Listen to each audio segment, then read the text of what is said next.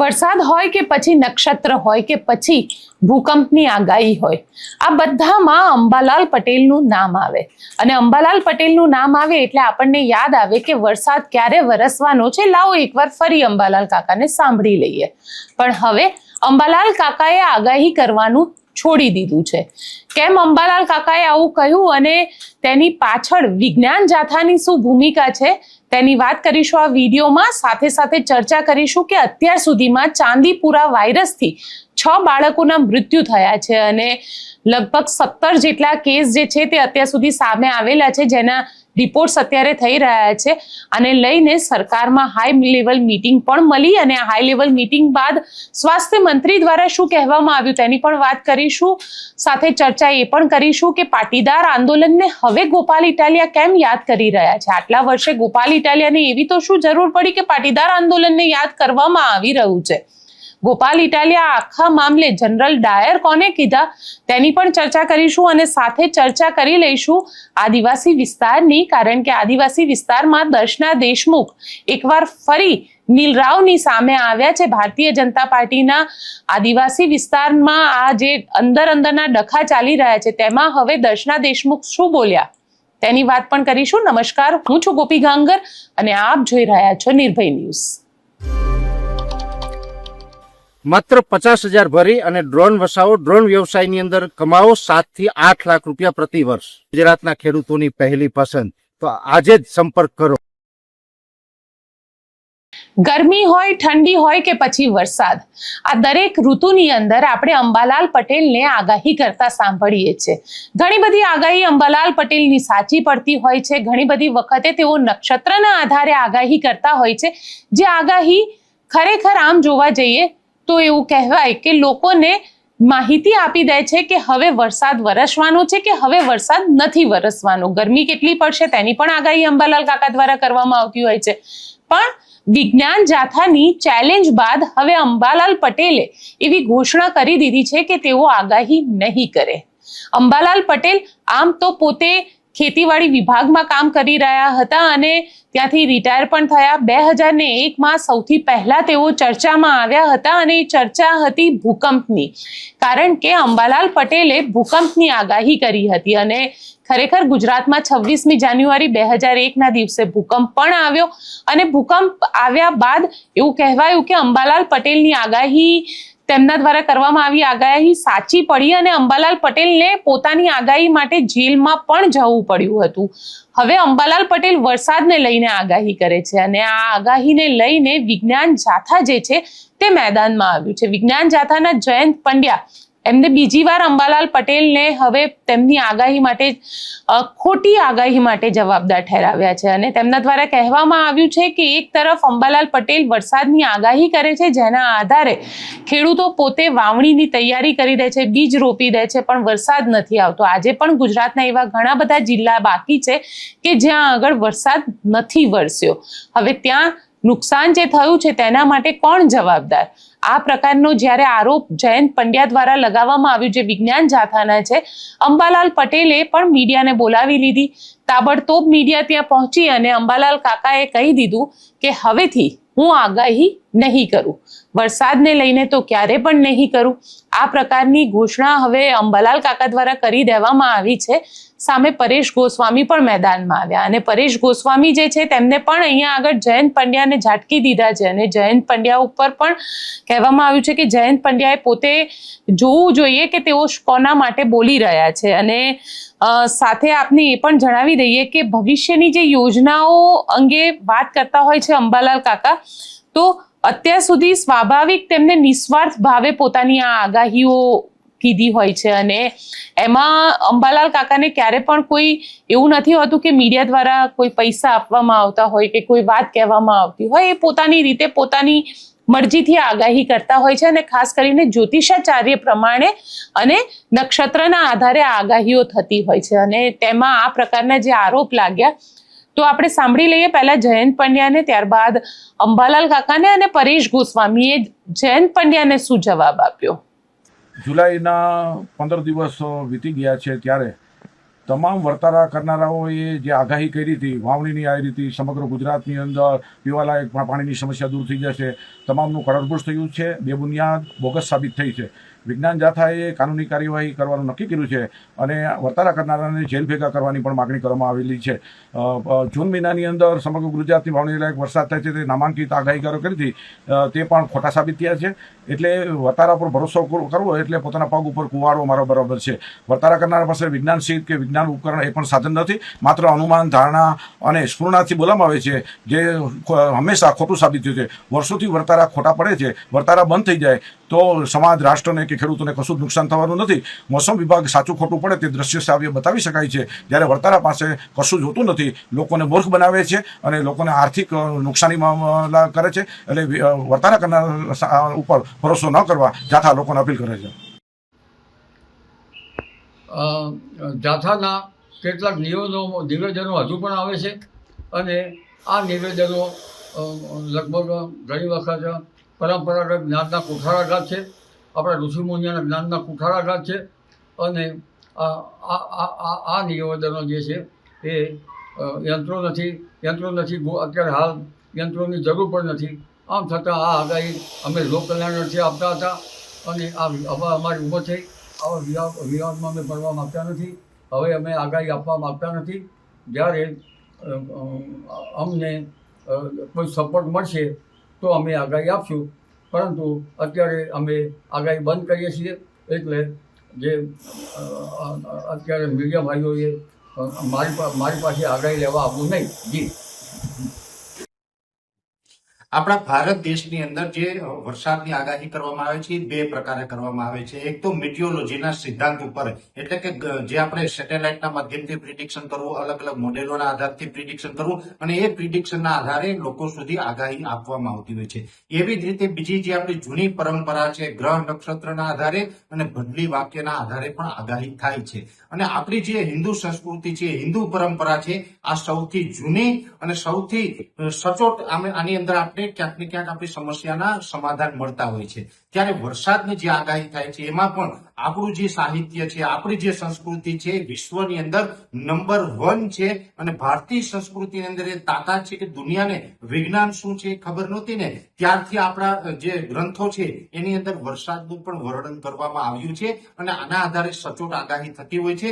ને એમાં પણ આપણા જો ગુજરાત રાજ્યની વાત કરવામાં આવે તો ગુજરાત રાજ્યની અંદર જ્યારે વરસાદની આગાહીની જો વાત કરો તો એમાં સૌથી પહેલું એક નામ સામે આવે છે, એ છે અંબાલાલભાઈ પટેલ, જે ખૂબ મોટી ઉંમરના છે, તે નિવૃત્ત અધિકારી છે. પોતાને કોઈ જ પ્રકારનો વ્યક્તિગત સ્વાર્થ નથી, નિસ્વાર્થ ભાવે આ રાજ્યની અને આ રાજ્યના ખેડૂતોની સેવા વર્ષો સુધી એમણે કરી છે અને એમની સેવાથી ગુજરાત રાજ્યના ખેડૂતોને અને ગુજરાત રાજ્યને ઘણા બધા ફાયદા થયા છે. પણ હવે આજકાલ વિજ્ઞાન જાથા છે એ સસ્તી પ્રસિદ્ધિ માટે થઈને અંબાલાલ કાકાનો અને એની આગાહીનો વિરોધ કરી રહ્યા છે. અંબાલાલ કાકા હોય કે કોઈ પણ વ્યક્તિ હોય, અંતે બધા માણસ છે. જ્યારે પણ આગાહી કરીએ એટલે લગભગ 90 થી 92% સુધી જો પરિણામ મળે તો એને સારું પરિણામ પણ કહેવામાં આવે. જો 92% સુધી આપણે આગાહી સાચી પડતી હોય ને 8% ખોટી પડતી હોય તો એ નોર્મલ બાબત છે. જ્યારે 8% ખોટી પડતી હોય તો એને ટાર્ગેટ કરીને જો અંબાલાલ કાકા પટેલને ક્યાંય માનસિક ટોર્ચર કરવામાં આવે તો આ વિજ્ઞાન જાથાનું કામ ખરેખર ખોટું છે. આ ખેડૂત વિરોધી કામ છે, આ ભારતની સંસ્કૃતિ વિરુદ્ધનું કામ છે. બીજું, આજે તો અંબાલાલ કાકાએ એવી એક જાહેરાત કરી છે કે હવે આજથી હું આગાહી કરવાનું બંધ કરું, કેમ કે વારંવાર વિજ્ઞાન જાથા તરફથી એને માનસિક રીતે પ્રતાડિત કરવામાં આવ્યા, એને ટોર્ચર કરવામાં આવ્યા અને એના માનસિક ત્રાસથી આજે અંબાલાલ કાકા આગાહીમાંથી જે નિવૃત્તિ લઈ રહ્યા છે. આ સાંભળીને આજે મને ખૂબ દુઃખ થઈ રહ્યું છે. અંબાલાલ કાકા છે અમારા વડીલ છે, અમારા દાદા સમાન છે. અંબાલાલ કાકા પાસેથી હજુ અમારે ઘણું બધું શીખવાનું છે. અને આવા વ્યક્તિને, આવા મહાપુરુષને જો કોઈ વ્યક્તિ છે પોતાની સસ્તી પ્રસિદ્ધિ માટે થઈને માનસિક ટોર્ચર કરે કે એને પ્રતાડિત કરી અને એને બળજબરી પૂર્વક એમને નિવૃત્તિ લેવડાવવામાં આવે તો આ ખૂબ ખોટું થઈ રહ્યું છે. એટલે હું વિજ્ઞાન જાથાનો અહીંયા વ્યક્તિગત રીતે વિરોધ કરું છું કે વિજ્ઞાન જાથા ખોટું છે. એ હંમેશા માટે આવા સીધા સાધા વ્યક્તિઓની, ભારતીય સંસ્કૃતિની, ભારતીય પરંપરાનો વિરોધ કરતા આવ્યા છે. અને આની અંદર જે અંબાલાલ કાકાએ જે અત્યાર સુધી યોગદાન આપ્યું એ ગુજરાતના ખેડૂતો ક્યારેય નહીં ભૂલી શકીએ. બીજું વાત કે આજે વિજ્ઞાન જાથાએ એક એવી વાત કરી છે કે આગાહીકારોના કારણે ખેડૂતોને નુકસાન થયું છે.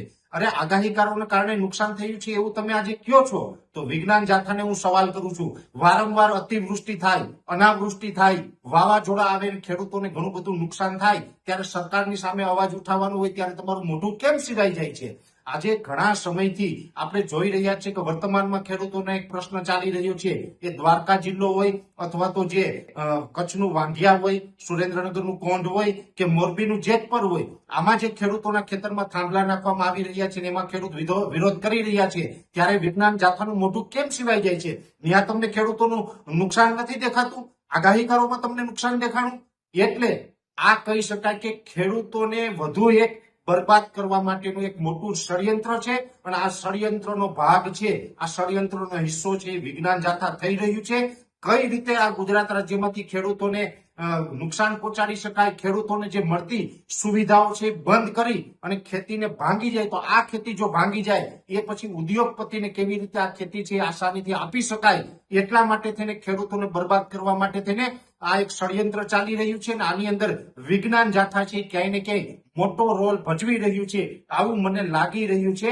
એટલે જો વિજ્ઞાન જાથા આ રીતનું કૃત્ય બંધ નહીં કરે તો ગુજરાતના 56 લાખ ખેડૂત ખાતેદારોને હું સાથે રાખી અને વિજ્ઞાન જાથા અને વિજ્ઞાન જાથાના ચેરમેન જયંતભાઈ પંડ્યા વિરુદ્ધ આંદોલન કરીશ, અને એમની વિરુદ્ધ પણ ફરિયાદ હું લખાવીશ કે અમારા ગુજરાતના ખેડૂતોને બરબાદ કરી અને અમારા ખેડૂતોની જે જમીન છે, આ જમીન તમે કોઈ ઉદ્યોગપતિને અપાવવા માંગો છો, અને આ જમીન ઉદ્યોગપતિને અપાવવા માટેથી તમે કોઈને કોઈ ઉદ્યોગપતિ પાસેથી સોપારી લીધી હોય એવું વ્યક્તિગત મને લાગી રહ્યું છે. એટલે આની પણ એક નિષ્પક્ષ તપાસ થવી જોઈએ, જેવી મારી સરકાર પાસે માંગ છે.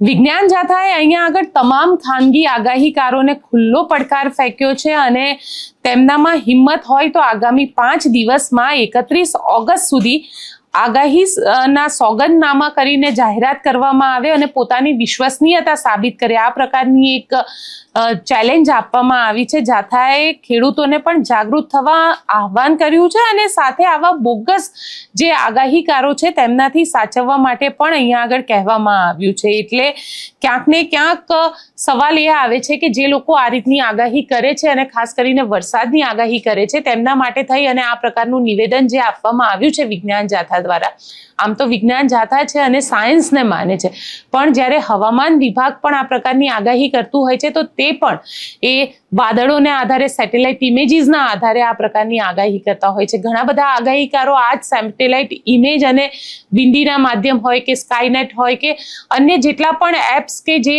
હવામાન વિભાગને લગતા જે પરિબળો છે તેના આધારે આ આગાહી કરતા હોય છે. તો તેવામાં કમસે કમ જે આગાહીકારો છે તેમને અહીંયા આગળ હવે તેઓ શું કરવાના છે, કારણ કે મોટા ભાગે તેમની આગાહી સાચી પણ પડતી જ હોય છે.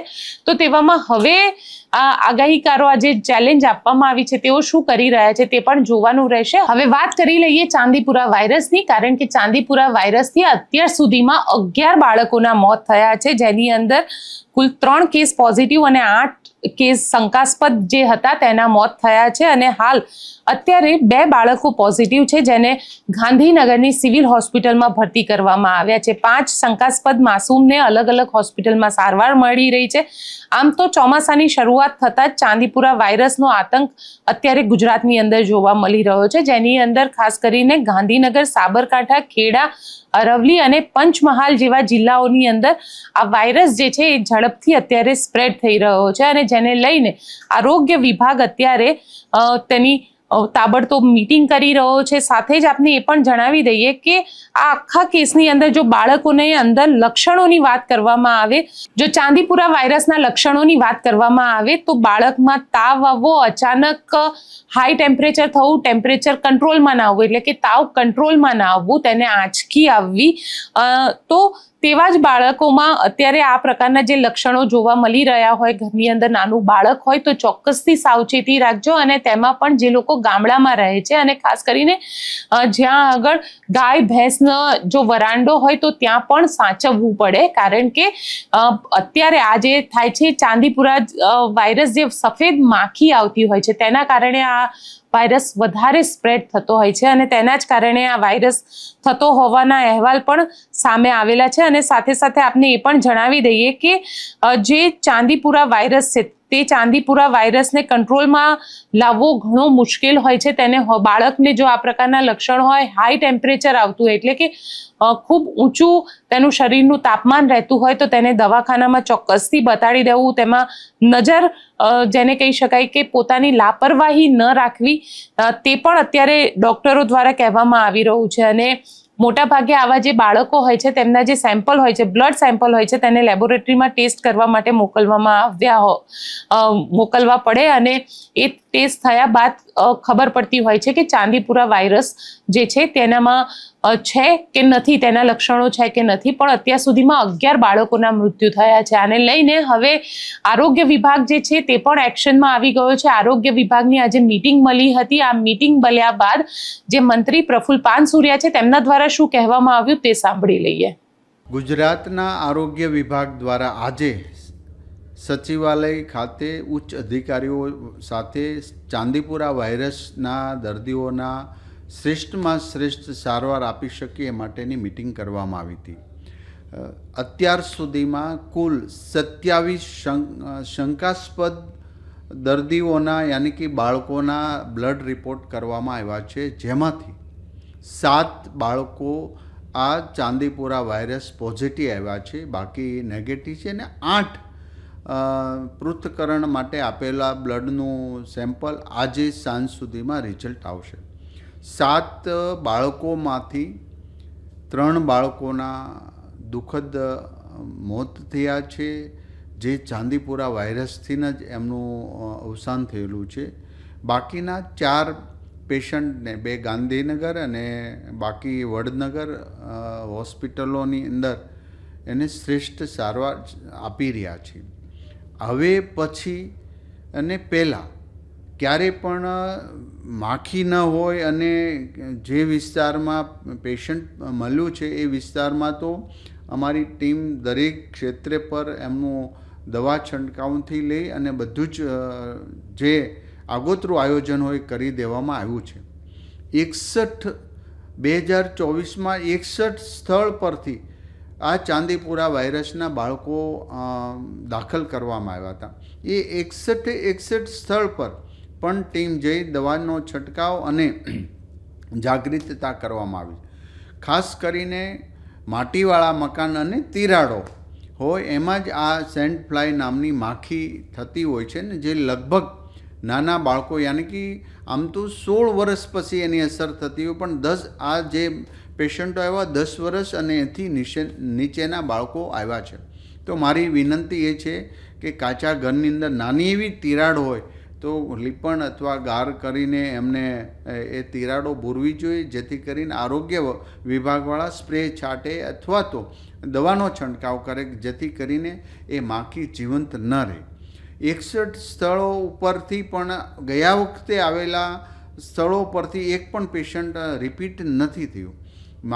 માટે આજે આ મુદ્દે ગંભીરતા લઈ આરોગ્ય ક્ષેત્રે તમામ પ્રકારની સુવિધા પ્રાપ્ત થાય, નાના એવા સેન્ટર સુધી, અને ઇન્ડિયન મેડિકલ એસોસિએશનનું પણ મદદ લઈને એમને પણ ગાઈડ કરવામાં આવ્યા છે કે ચાઇલ્ડ સ્પેશિયાલિસ્ટ જે હોય એમને પણ આ માહિતી આપે અને એ આરોગ્ય વિભાગ ગાંધીનગર અથવા તો અમારા આરોગ્ય વિભાગ સાથે સંકલન રાખે.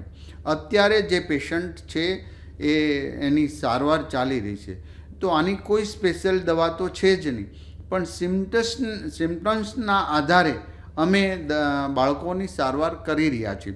માટે આ કોઈ ગભરાવાની જરૂર નથી. સાવચેતીના ભાગરૂપે આપણે તુરંત જ દવાખાને દવા લઈએ, અને એમના એ માખી કરડવાથી જ આ વાયરસ ચાંદીપુરા વાયરસ થતો હોય છે.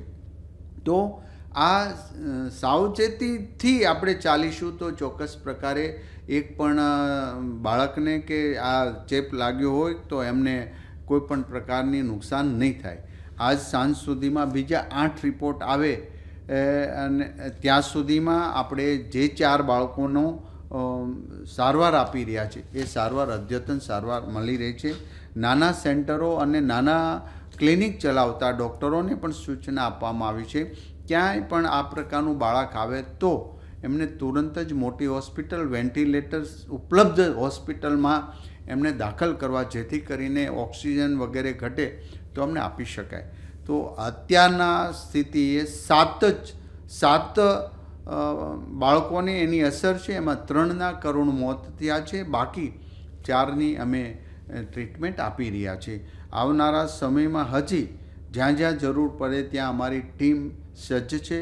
કોઈપણ ક્ષેત્રને પહોંચી વળવા માટે દવા છંટકાવ માટેનો બધો જ પુરવઠો દરેક અમારા સેન્ટર પર ઉપલબ્ધ છે. જ્યાં જરૂર પડે ત્યાં એ દવા પહોંચી જશે, છંટકાવ પણ પહોંચી જશે, જેથી કરીને આ માખી કરડવાથી અન્ય બાળકોને ચાંદીપુરા વાયરસ ન થાય. ચાંદીપુરા વાયરસના લક્ષણોની જો વાત કરવામાં આવે તો સંક્રમિત થનાર દર્દીને જો જોરદાર તાવ આવે, એટલે કે બાળકને જો જોરદાર તાવ આવે તો ફ્લૂ જેવા લક્ષણ દેખાય અને સાથે સાથે ઉલટી, ગરદનમાં ખેંચ અને માથામાં દુખાવો, આ તેના પ્રમુખ લક્ષણ છે. વાયરસથી બચવા માટે થઈ અને બાળકોને જંગલમાં જતા રોકવા જોઈએ. ખાસ કરીને મચ્છર અને માખીનો જે ઉપદ્રવ છે તેને અટકાવવો જોઈએ અને લક્ષણ દેખાતા જ ડૉક્ટરની સલાહ લેવી જોઈએ. આ વાયરસ માટે કોઈ પણ એન્ટીવાયરસ દવા હજી સુધી નથી બની, એટલે વાયરસ ખૂબ ખતરનાક છે.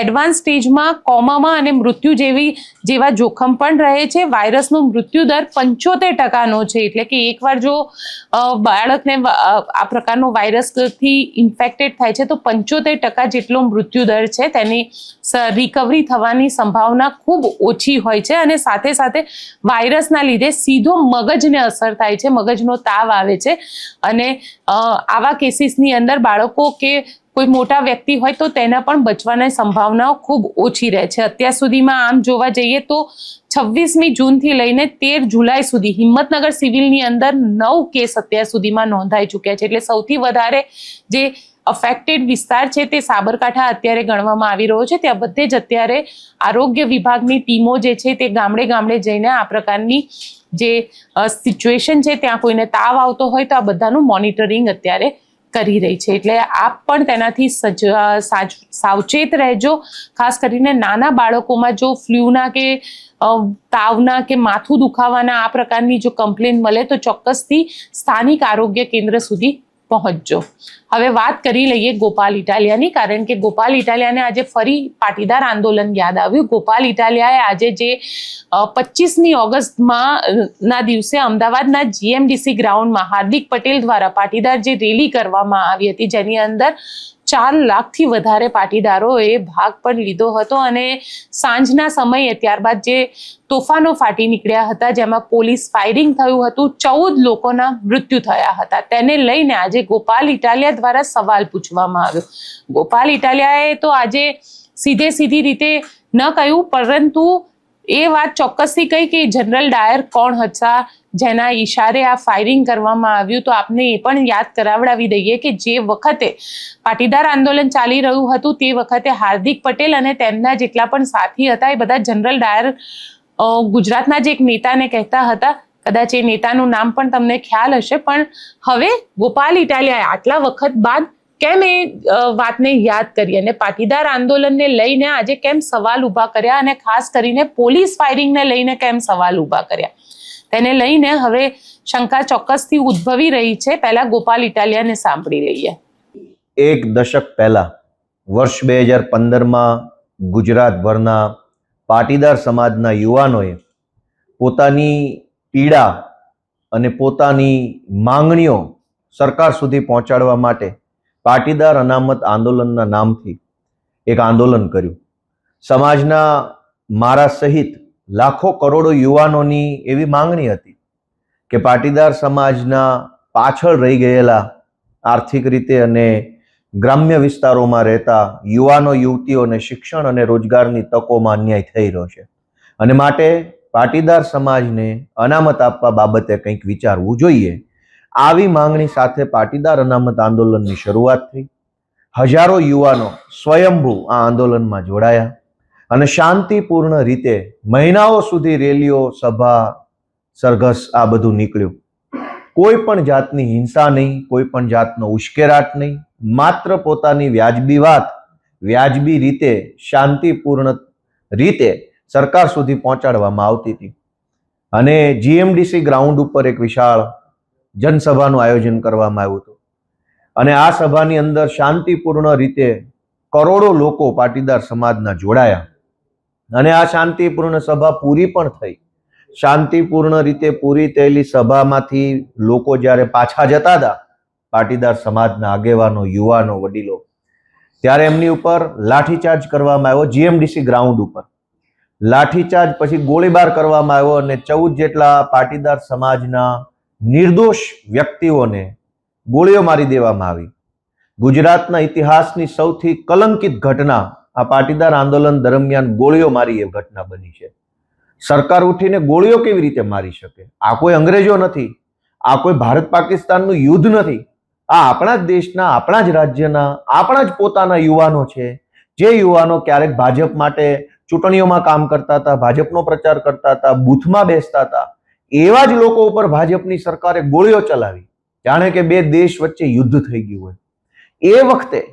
એ વખતના નેતા, હાલના ભાજપના ધારાસભ્ય હાર્દિક પટેલ સહિત હાલના ભાજપમાં જોડાયેલા બધા જ આંદોલનકારીઓએ એક સ્વરે એવું કહેતા હતા કે જનરલ ડાયરના ઈશારે આ ગોળીબાર કરવામાં આવ્યો છે. મુખ્યમંત્રી આનંદીબેન હતા, નીતિનભાઈ હતા, અને સમાજ એવું માનતો હતો કે કદાચ સમાજના નાતે મુખ્યમંત્રી કે નાયબ મુખ્યમંત્રી આવું કામ ન કરે, કંઈ પણ ઘટના બને, પણ સમાજના દીકરા દીકરીઓ ઉપર ગોળી ચલાવવાનું કામ નીતિનભાઈ કે આનંદીબેન કરે નહીં, આવું માન્યતા એ વખતે હતી. અને આજે 10 વર્ષ પછી નીતિનભાઈ પટેલે એ વાતનો ખુલાસો કર્યો છે. નીતિનભાઈ અમારા સમાજના પીઢ આગેવાન છે, અમારા સમાજના નેતા છે, એમણે અમારા સમાજને ખૂબ નેતૃત્વ પૂરું પાડ્યું છે. પહેલા તો હું એમનો આભાર માનીશ કે કંઈ વાંધો નહીં, મોડા તો મોડા, પણ સત્ય કબૂલ્યું અને સત્ય સમાજની સામે મૂક્યું, એ બદલ નીતિનભાઈ સાહેબને હું આભાર માનીશ. કે સત્ય તો સત્ય છે, 10 વર્ષ વહેલા કે 10 વર્ષ મોડા લોકો સમક્ષ આવ્યું કે આ ગોળીઓ મારવાનો આદેશ દિલ્હીના જનરલ ડાયરે કરેલો. હાર્દિક પટેલ એ વખતે ખૂબ કહેતા હતા અને તમામ આંદોલનકારીઓ કહેતા હતા કે જનરલ ડાયરના ઈશારે આ ગોળીઓ મારવામાં આવી. આ જનરલ ડાયર કોણ? 10 વર્ષે હજુ પાટીદાર સમાજને અને ગુજરાતને આનો જવાબ કેમ નથી મળ્યો?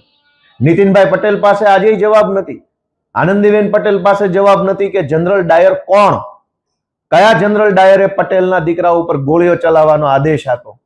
હું આજે આખા ગુજરાતના પટેલ સમાજને વિનંતી કરું છું કે આ જનરલ ડાયરને ઓળખો. એ વખતે મુખ્યમંત્રીને ખબર નહીં, નાયબ મુખ્યમંત્રીને ખબર નહીં, ગૃહમંત્રીને કદાચ ખબર નહીં, તો મુખ્યમંત્રીની જાણ બહાર પોલીસ ઇન્સ્પેક્ટર કે એસપી કે આઈજીની હિંમત છે ગોળીઓ ચલાવવાની? તો એનો અર્થ એમ થયો કે પટેલ સમાજના મતના આધારે બનેલી ભાજપની સરકારમાં રહેલા એક જનરલ ડાયરે પટેલો ઉપર ગોળીઓ ચલાવવાનો આદેશ આપ્યો. આ જનરલ ડાયરને સજા કોણ આપશે?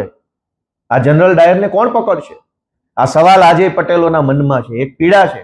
મારા જેવા અનેક યુવાનો આજે જે ભાજપ સામે લડે છે, એના મનમાં એક ઊંડી આઘાતની લાગણી છે. અમને હજુ દુઃખ થાય છે કે ક્યારે ન્યાય મળશે, ક્યારે જનરલ ડાયરને અમે તે સજા કરાવીશું. આજે અનેક યુવાનો એ પોતે એક મનની અંદર એક આક્રોશ લઈને ફરે છે. અને જો સમાજની માંગણી વ્યાજબી હતી, સમાજનો મુદ્દો વ્યાજબી હતો, તો સરકારે એ વાત માનવી તો પડી જ. પણ પાટીદાર અનામત આંદોલનનો હાથો બનાવી, ઉપયોગ કરી, એની અંદર ષડયંત્રો કરી કોઈ જનરલ ડાયરે એ વખતની સરકાર ઉથલાવવાનું કામ કર્યું હોય એવું મારું માનવું છે.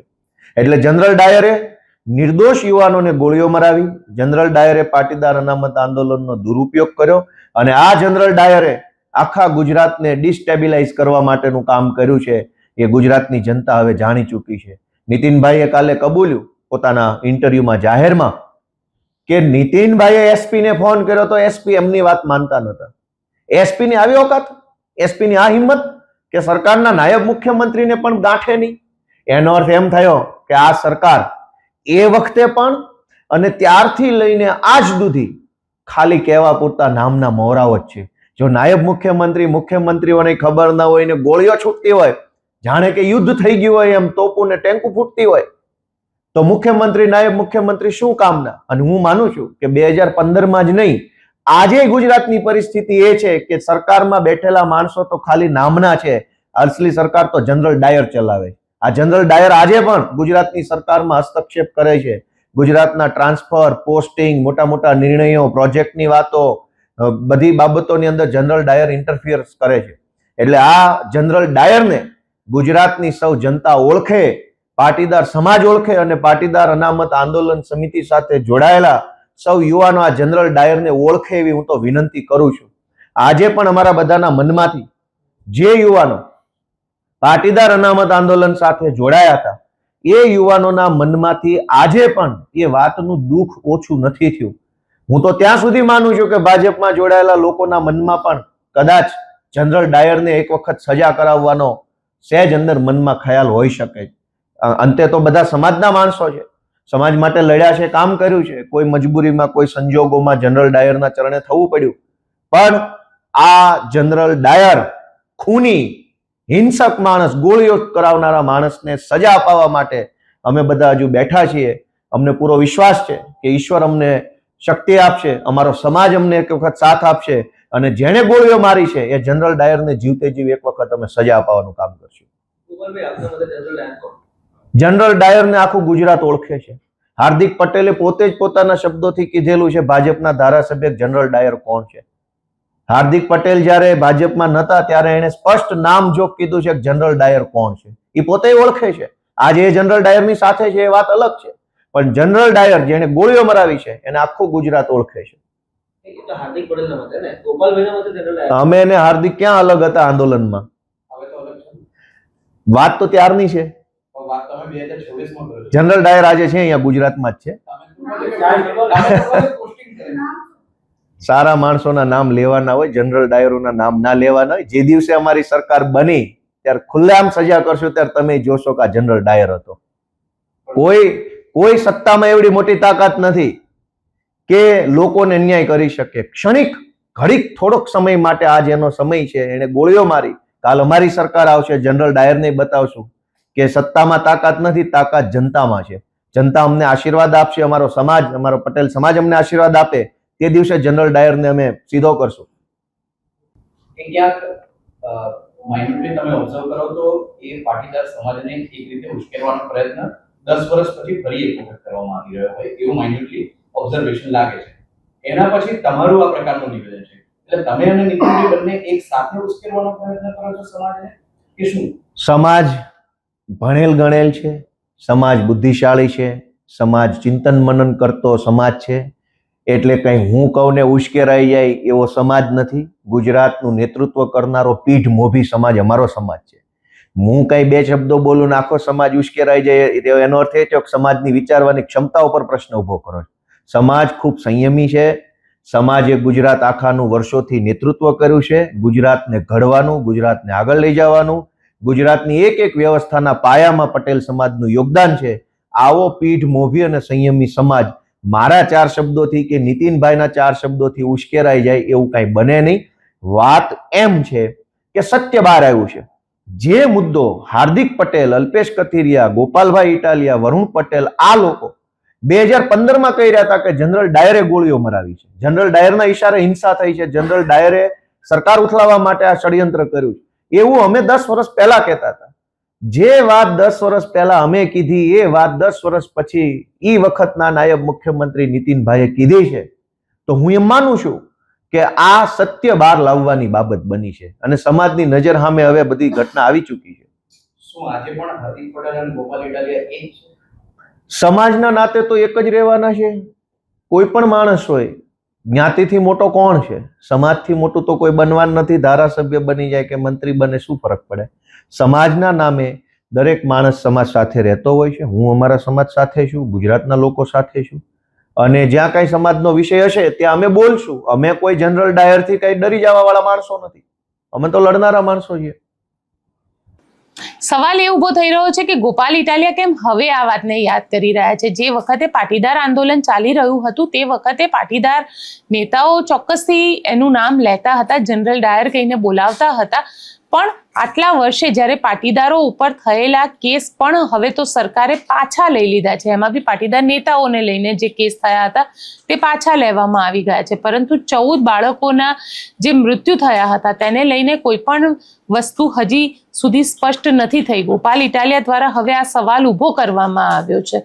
તમને શું લાગે છે? ગોપાલ ઇટાલિયા દ્વારા જે સવાલ ઉભો કરવામાં આવ્યો છે એ સવાલ અત્યારના સમયમાં કેટલો યોગ્ય છે, કારણ કે ક્યાંક આની પાછળ કોઈ મોટી રાજનીતિ રમાઈ રહી છે, ક્યાંક પાટીદારોને ફરી યાદ કરાવવા માંગી રહ્યા છે ગોપાલ ઇટાલિયા કે પાટીદારોના 14 દીકરાઓના મૃત્યુ થયા હતા જ્યારે અનામત માંગવામાં આવી રહી હતી, કે પછી કઈ અલગ રાજનીતિ રમી રહ્યા છે. મને કોમેન્ટ બોક્સમાં ચોક્કસથી લખીને જણાવજો. અને વાત કરી લઈએ હવે દર્શના દેશમુખની, કારણ કે દર્શના દેશમુખ દ્વારા આજે ફરી નવો એક મુદ્દો ઊભો કર્યો અને આદિવાસી વિસ્તારમાં ખેડૂતોને લઈને આ મુદ્દો ઊભો કરવામાં આવ્યો છે, કારણ કે આદિવાસી વિસ્તારની અંદર જંગલની જમીન હોય છે. જંગલની જમીનની અંદર જે આદિવાસી ત્યાં રહે છે તે જ એ જંગલની જમીનને ખેડતા હોય છે, પરંતુ એ ખેડવા માટે થઈ અને તેમને સરકારી અનુમતિ પણ લેવી પડતી હોય છે, વન વિભાગની અનુમતિ પણ હોય છે. અને આને લઈને આ પહેલા લીલાબેન વસાવા જે છે તેમને પણ પોતે રાજીનામું આપ્યું તો નીલરામ સામે પોતાનો જે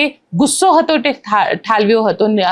લીલાબેન વસાવાનું એવું કહેવું હતું કે તેમના વિસ્તારની અંદર એટલે કે સાગબારા વિસ્તારની અંદર જે જમીન છે તે જમીન પર આદિવાસીઓ ખેતી કરવા માંગતા હતા અને નીલરાવ તેની અનુમતિ માટે જે રજૂઆતો કરવી જોઈતી હતી તે રજૂઆતો નહોતા કરતા અને તેટલા જ માટે થઈ અને તેમને ગુસ્સે થઈને રાજીનામું આપી દીધું હતું.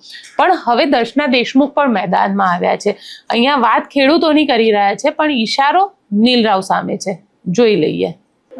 માન્ય મનસુખભાઈ વસાવા સાહેબ સાથે લીલાબેનને ટેલિફોનિક વાત થઈ હતી અને એ ટેલિફોનિક વાતના આધાર ઉપર જ માન્ય સાંસદશ્રીએ ત્યાં ગાંધીનગરમાં એમની જે મિટિંગ ચાલતી હતી એ દરમિયાન જ એમણે મંત્રીશ્રીઓ સાથે આ વિષયની ચર્ચા કરી લીધી હતી.